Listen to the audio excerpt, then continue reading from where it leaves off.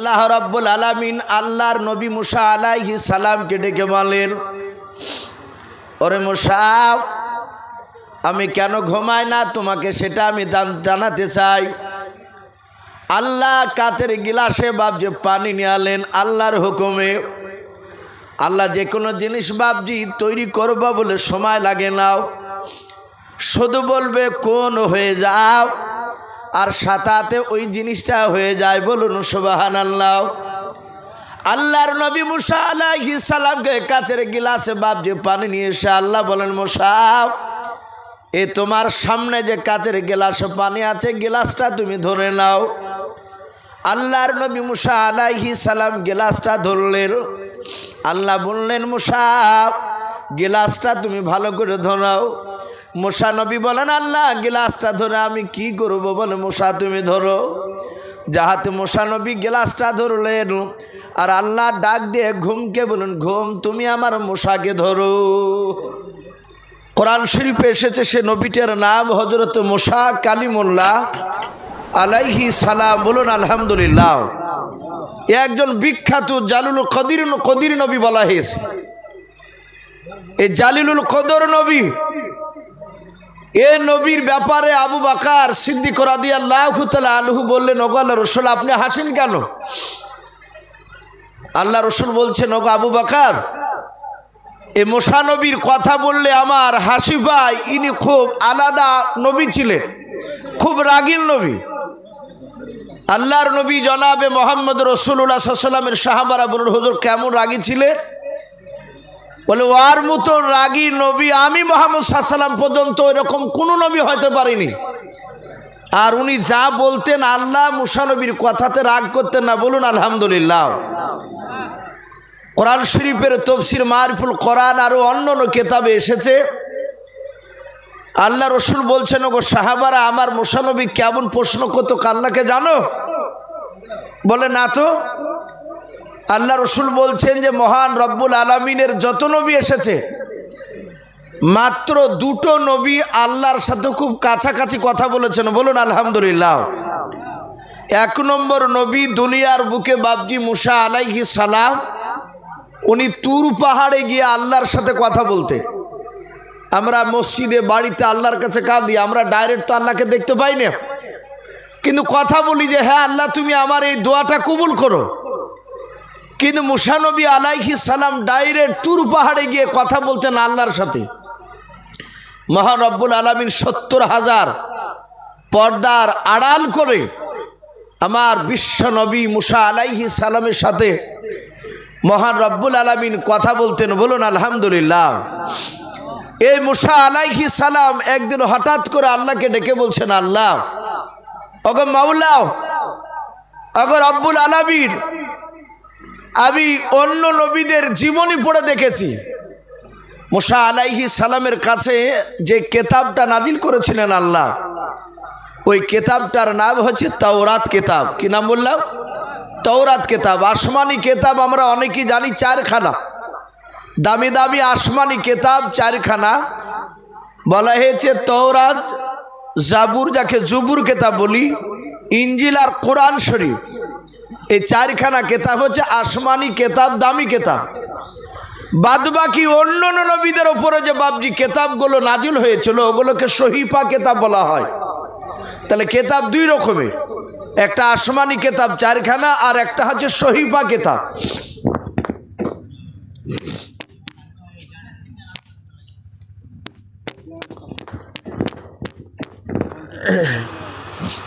তা আমি বলছিলাম সেই কেতাবে বাবজি অন্য নবীদের রসুলদের কথা দেওয়া ছিল, অন্য নবীরা তারা পড়তে।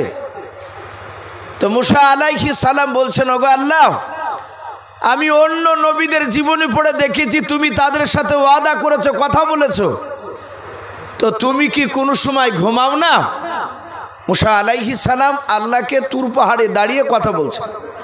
আল্লাহ বলেন, মুসা, আমি যদি ঘুমাই তাহলে গোটা পৃথিবীর নিজামটা দারাহাম বারাহাম হয়ে যাবে, চূর্ণ বিচূর্ণ হয়ে যাবে। মুসা আলাইহিস সালাম বলছেন, আল্লাহ, তা কি কেরা হয়? বেশি না 1 সেকেন্ডটুকু ঘুমাও না? বলে, না 1 সেকেন্ডও আমি ঘুমাই না। অথচ অন্য নবীরা ভয় করতেন আল্লাহর সাথে কথা বলতে গিয়ে যদি আল্লাহ নারাজ হয়ে যায়। তো মুসা নবী বলছেন, আল্লাহ যদি একটু ঘুমাও অসুবিধা নেই। বলে, এই মুসা, আমি কেন ঘুমাই না তুমি জানো? বলে না।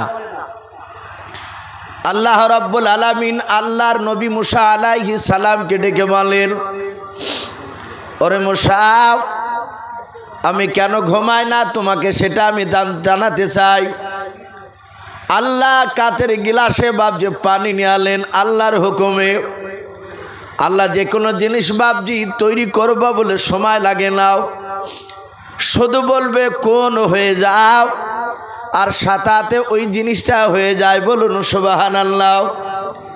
আল্লাহর নবী মুসা আলাইহিস সালামকে কাচের গিলাসে বাপজি পানি নিয়ে এসে আল্লাহ বলেন, মুসা, এ তোমার সামনে যে কাচের গিলাসে পানি আছে, গিলাসটা তুমি ধরে নাও।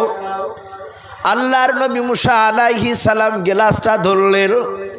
আল্লাহ বললেন, মুসা, গিলাসটা তুমি ভালো করে ধরাও। মুসা নবী বলেন, আল্লাহ গিলাসটা ধরে আমি কি করব? বলে, মুসা তুমি ধরো। যাহাতে মুসা নবী গিলাসটা ধরলেন, আর আল্লাহ ডাক দিয়ে ঘুমকে বলেন, ঘুম তুমি আমার মুসাকে ধরো। আল্লাহ বললেন, মুসা তুমি গিলাস ধরো।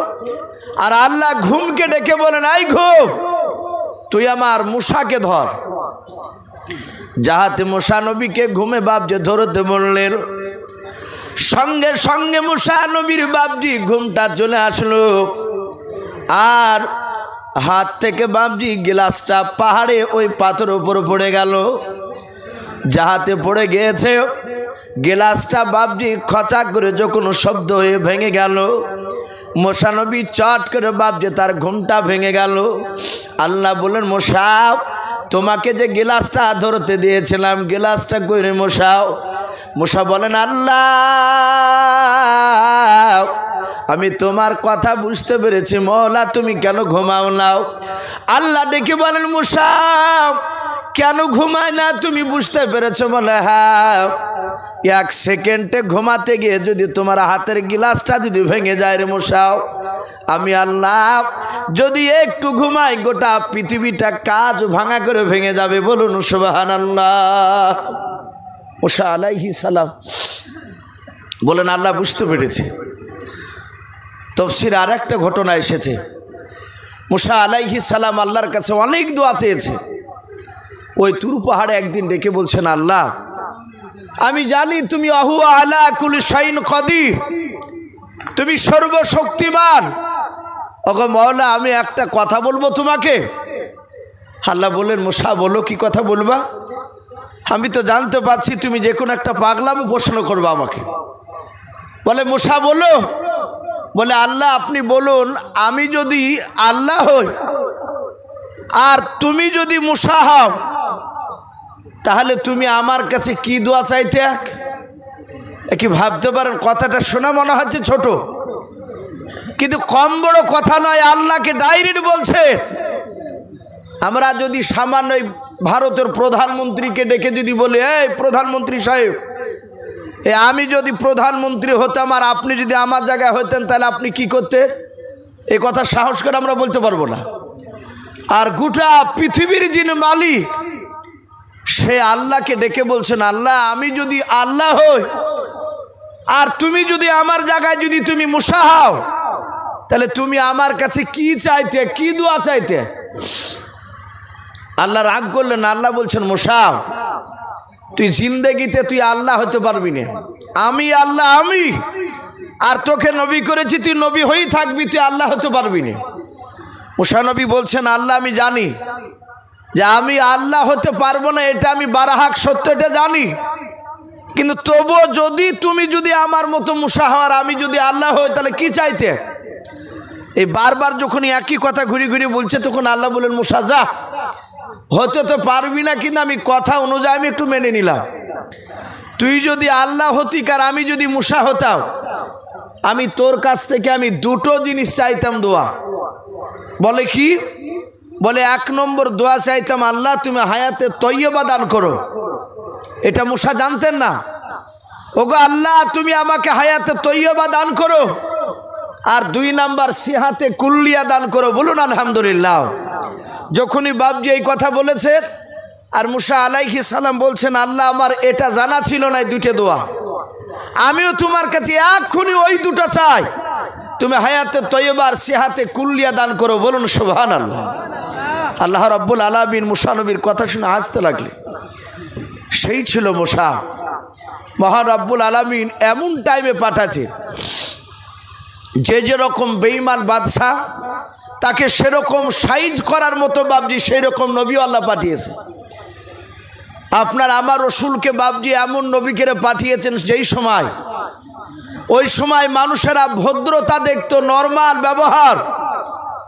আল্লাহ রসুলকে বাপজি বেঈমানেরা মেরেছে, নবী হাতখানা ধরে তার তালুতে চুমা দিয়েছে, বলুন আলহামদুলিল্লাহ।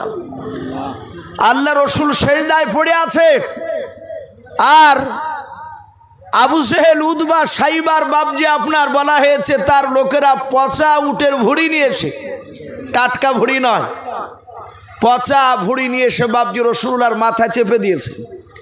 মা ফাতেমা শুনতে পেলেন, ছুটে আসলেন, ভুঁড়িটা বাপজি সরে দিলেন। বেঈমানরা দেখলো নবীর বিটি এসেছে, একার মারা যাবে না। ফাতেমা বদদোয়া করেছিল, গো আল্লাহ, আমার আব্বা তো কোনো অন্যায় করে নাই, তুমি আমার আব্বাকে যারা কষ্ট দিয়েছে তাদেরকে ধ্বংস করে দাও। যাহাতে এই দোয়া করলেন, রাসূলুল্লাহ বলেন, বিটি এদের জন্য বদদোয়া করো না, এরা আজ আমাকে চিনতে পারে নাই, এরা আগামীতে আমাকে চিনতে পারবে, বলুন আলহামদুলিল্লাহ। এরকম অনেক রেওয়াত এসেছে, নবীকে মেরেছে, নবী তারা হাতখানা ধরে বাপজি চুমা দিয়েছে। কিন্তু অন্য নবীদের জামানায় বলা হয়েছে যেমন কড়া বাদশা সেরকম কড়া নবীও পাঠিয়েছে।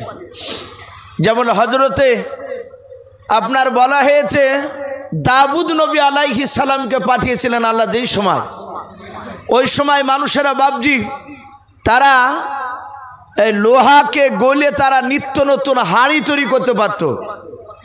তা আল্লাহ দাউদ নবীকে এমন কুদরাত দিলে যে তার 2 হাত বাপজি এমন জাদুমা ছিল, এটা একটা মজেজাও। লোহাতে উনি হাত দিলে লোহা আটার মতো নরম হয়ে যেত, বলুন আলহামদুলিল্লাহ। তো ভাই আমি বলছিলাম, এই মুসা আলাইহিস সালামকে আল্লাহ পাঠাবে, কেতাবে লিখেছে সেই সময় কুখ্যাত বেঈমান কাফের ছিল, তার নামটা কি ছিল একটু জোরে বলুন তো ভাই, কার মনে আছে? ফেরাউন। কোরআন শরীফে বাপজি ফারা শব্দ ব্যবহার করা হয়েছে, এই ফারা থেকে ফেরাউন হয়েছে। এই ফেরাউন এত বড় বেঈমান, কেতাবে লিখেছে বাপজি, আপনারা অনেকেই দেখেছেন ইউটিউবের মাধ্যমে, নেটের, যে ফেরাউনের লাশ আজও পর্যন্ত বাপজি মাটিতে খায়নি। এটা আল্লাহ কোরআনে লিখেছে, যাকে কিয়ামত পর্যন্ত বাপজি মাটিতে খাবে না। কেন খাবে না? কেতাবে লিখেছে এত বড় বেয়াদব, ওই একজন নবীর কলিজার টুকরা 2টো বেটাকে এবং ওই নবীর আপনার তার প্রাণের বিবিকে পর্যন্ত এই বেঈমান ফেরাউন হত্যা করতে তার দ্বিধাবোধ হয়েছিল না, তার হাত কাঁপে না। প্রশ্ন হতে পারে কোন নবীর সন্তানকে ফেরাউন মারল? আমরা জানি মুসা নবীর পাল্লায় পড়েছিল ফেরাউন। মুসা নবীর কথা আপনাদের সামনে একটু তুলে ধরবো, তার আগে বলি যে এই ফেরাউন কোন নবীর সন্তানকে মেরেছিল। কেতাবে লিখেছে মুসা নবীর জামানাতি বাবজি একটা নবী, সে নবাদ দাবি করেছিল, আল্লাহ তাকে নবী করেছিলেন। সেই নবীটার নাম ছিল হজরতে হিজকিল নবী আলাইহিস সালাম। কি নাম বললাম একটু জোরে বলে? হজরতে হিজকিল আলাইহিস সালাম। নবীদের নাম বাবজি মহাব্বতে নেবেন, একবার নিলে তার আমলনামা থেকে বলা হয়েছে 1000টা গুনাহকে মাফ করা হয়, বলুন আলহামদুলিল্লাহ। এই হিজকিল নবী আলাইহিস সালাম সে মুসা নবীর ওপরই মানে এনেছিলেন, মুসা নবীকে নবী বলে মানতে। আমাদের রসুল এত বড় বাবজি দামি নবী, যা আসমান জমিন গোটা পৃথিবীর একমাত্র নবী তিনি হচ্ছেন মুহাম্মদ সাল্লাল্লাহু আলাইহি ওয়াসাল্লাম। কিন্তু অন্য নবী জামানায় বলা হয়েছে এক একটা জামানাতে 10টা 12টা 20টা 30টা পর্যন্ত তারা জিন্দা নবী, তারা কলেমার দাওয়াত দিয়ে বেড়াতো, বলুন আলহামদুলিল্লাহ। এক একটা জামানায়। তা আমি বলছিলাম যে হজরতে আপনার বলা হয়েছে এই যে মুসা আলাইহিস সালাম তার জামানায় বাপজি যেই নবীটা তার নাম হিজকিল নবী আলাইহিস সালাম, এই হিজকিল নবী আলাইহিস সালাম তার বাপজি আপনার বলা হয়েছে সে ইন্তেকাল করে গিয়েছিল দুটো বাচ্চা ছেলে রেখে আর তার বিবিকে রেখে। হিজকিল নবীর বিবি ফেরাউনের দরবারে বাপজি তার বাড়িতে কাজ করে তার সন্তানদেরকে বাপজি লালিত পালিত করত। ফেরাউন কাজ করা বিনিময়ে যে টাকা দিত সে টাকা নিয়ে গিয়ে ওই হিজকিল নবীর স্ত্রী তার বাচ্চাদেরকে খাবার খাওয়াতো। ফেরাউন একদিন হঠাৎ করে বলল যে আমি ক্ষুধা দাবি করেছি। ওই সময় বাপজি বলা হয়েছে সমস্ত লোকেরা ফেরাউনের দরবারে ক্ষুধা দাবি করেছিল, মেনে নিয়েছিল, কিন্তু হিজকিল নবীর স্ত্রী বাপজি ক্ষুধা বলে মানে নাই। হিজকিল নবীর একটা বাদী ছিল, সে বাদীটা ডাক দিয়ে বলল, গো ফেরাউন, আপনার দরবারে যে হিজকিল নবীর স্ত্রী আর দুই সন্তান থাকে ওরা আপনাকে ক্ষুধা বলে মানে নাই। বলে মানে নাই, বলে নাও, বলে তাড়াতাড়ি এখন টেনে নিয়ে এসো। লিয়াই ধরে ওদের তিনজনাকে ধরে নিয়ে আসলো। ফেরাউনের দরবারে হাজার হাজার লোক। ফেরাউন বলল আগুন জ্বালাও, আগুনের ওপর একটা তাওয়া দিয়ে দাও, খাজুরে যে জল রস জাল দেয় ওই রকম তাওয়া বাপজি আগুনের ওপর দিয়ে তাতে তেল ঢেলে দিল। তেল টকবাক টকবাক করে ফুটছে। ফেরাউন ডাক দিয়ে বলল, এই হিজকিল নবীর স্ত্রী এখনো সময় আছে, বল তুই আমাকে ক্ষুধা বলে মানবি কিনা বল। হিজকিল নবীর 7 মাসের কলিজার টুকরা বাচ্চা তার স্তনে মুখ লেগে দুধ পান করছিল। হিজকিল নবীর আর একটা বড় ছেলে, খুব বেশি বড় নয়, হয়তো বছর 4 বাপজি সন্তান, হিজকিল নবীর স্ত্রীর হাতখানা ধরে দাঁড়িয়েছিল। ফেরাউনকে বলল আমি তোমাকে খোদা বলে মানতে রাজি নাই,